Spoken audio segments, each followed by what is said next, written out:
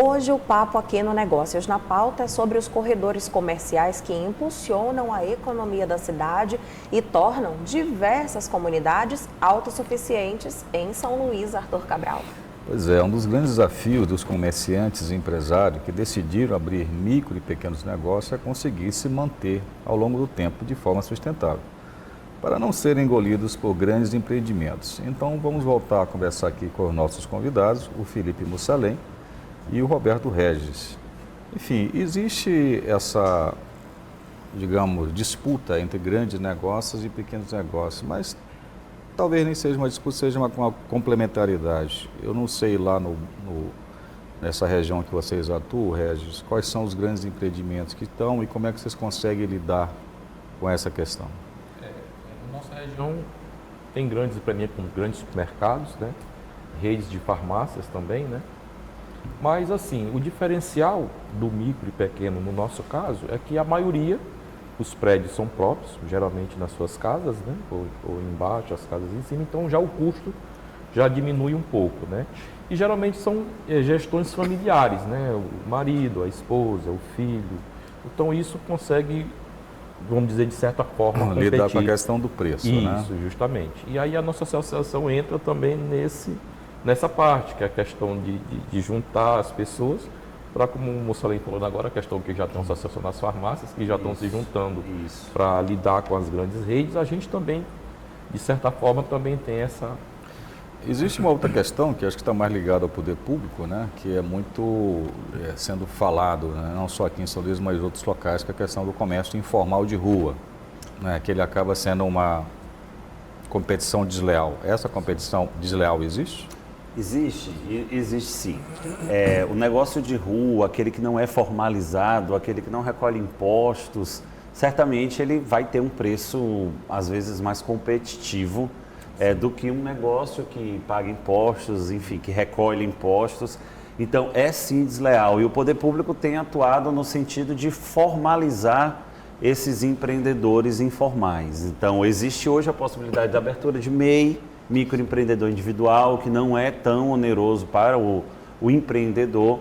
E eu falei há pouco da sala do empreendedor que a gente tem no Anjo da Guarda, a gente tem também uma sala do empreendedor no bairro da Coab. Mas talvez a questão não fosse só formalizar.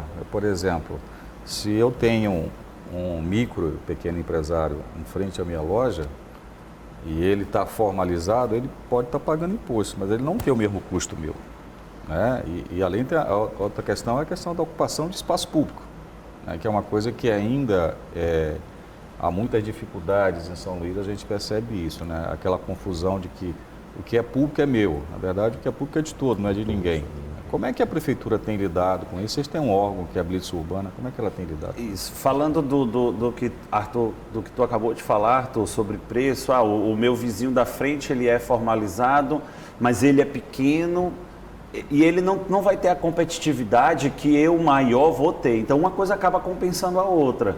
Então, se eu sou um empreendimento um pouco maior e eu tenho um poder de barganha maior com um fornecedor, eu consigo ter preços mais competitivos, tão competitivos quanto o meu vizinho, que talvez não seja formalizado, mas que ele não tem o poder de compra que eu. Então, existe esse balanço no negócio, assim, no comércio como um todo. Não, eu não estou falando de vizinho, estou falando mesmo daquele que se coloca em frente à minha loja com uma barraquinha ou uma coisa desse tipo. A Blitz Urbana ela tem uma atuação muito forte na fiscalização. É claro que uma cidade de proporções como a de São Luís se torna cada vez mais difícil do poder público estar em todos os lugares, mas a Blitz Urbana tem o trabalho de orientação dessas pessoas. Eu estava falando da Sala do Empreendedor, porque a Sala do Empreendedor é um espaço público de formalização. Então, a Blitz Urbana, em parceria com a agência, ela mapeia aquele vendedor ambulante, certas vezes informal, e passa para a gente promover o trabalho. Para a gente promover o trabalho de conscientização, de formalização e de união dessas compras e juntar essas pessoas em prol de em vistas à formalização e crescimento. É claro que a gente não consegue fazer com todo mundo, a falta de conhecimento da população ainda é muito grande. Então, o informal, ele corre quando a gente fala de recolher imposto. de se formalizar para recolher imposto. Nem todo mundo quer, então é um trabalho, é uma política pública aí muito trabalhosa. Eu tenho uma curiosidade, então, mais prática, até para quem nos acompanha e ficou interessado em fazer a coisa certinha aqui. Uma pessoa que foi afetada pela pandemia, perdeu o emprego, resolveu trabalhar com alimentação e hoje tem um food truck. Isso é bem comum na cidade. Isso. Pronto.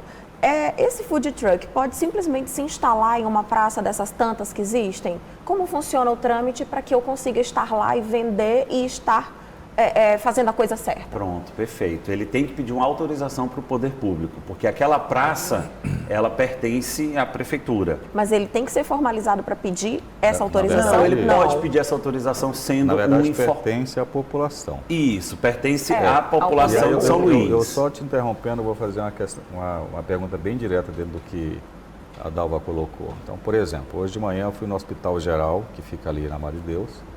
Existe uma praça, que é a Praça Neto Guterres, né, do saudoso Neto Guterres, que ela está totalmente ocupada por trailers. Sim. Né? Isso é com permissão da prefeitura? Eu não sei se é com permissão da prefeitura, mas precisa ter permissão da prefeitura. Mas a prefeitura permitiria isso? Permite como ocupação de vários outros espaços públicos. E aí, como eu estava respondendo para a Dalva, ele precisa pedir, existe a Blitz Urbana, existe um formulário onde ele vai solicitar, vai falar do seu negócio, vai bater foto, vai pagar a taxa e vai ocupar o espaço. Mas então, uma praça não era para lazer o ordenamento público permite a ocupação. Agora, eu não sei quais são as circunstâncias dessa praça. Se ocuparam irregular, se ocuparam um espaço inteiro, ou se tem um espaço reservado, mas permite. A questão talvez seja a gente entender se há, por exemplo, um limite de uso por empreendimentos Sim. naquele espaço público que é destinado ao lazer, né? Então, Sim. tem lá uma praça de, sei lá, 1.000 metros quadrados. Então, eu consigo permitir até quantos empreendimentos para que se instalem aqui sem afetar o passeio público, a utilização, enfim. Existe isso? Existe. Existe. Pronto, Se você vê construções mais novas de praças, como na Cidade Operária, por exemplo, existe uma praça grande na Cidade Operária e ela tem uma área delimitada de espaços de alimentos e bebidas, onde as pessoas ganharam aquela concessão, solicitaram e estão naquele espaço. E assim existem também vários outros espaços públicos. Entendi. Agora, voltando aqui o olhar para a região ali da Divinéia, Vila Luizão, enfim, toda aquela região que é bem, bem grande, né? O avanço da formalização, vocês conseguiram perceber à medida que também fizeram essas buscas ativas para encontrar quem era informal, trazer para cá para a associação e, converteu, mudou aquela realidade? Bom, nós temos um escritório hoje lá, né? Na Vila Luizão, exatamente, e nós damos esse suporte, né? Hoje não estão mais devido à pandemia, deu uma passada, mas nós temos esse segmento. Nós procuramos as pessoas que não estão formalizadas e ajudamos ela nessa formalização, abertura de empresas, do MEI, justamente para que ela possa se encajar no negócio definitivo. E também a gente já faz a questão de parcerias, por exemplo, com entidades, com escolas.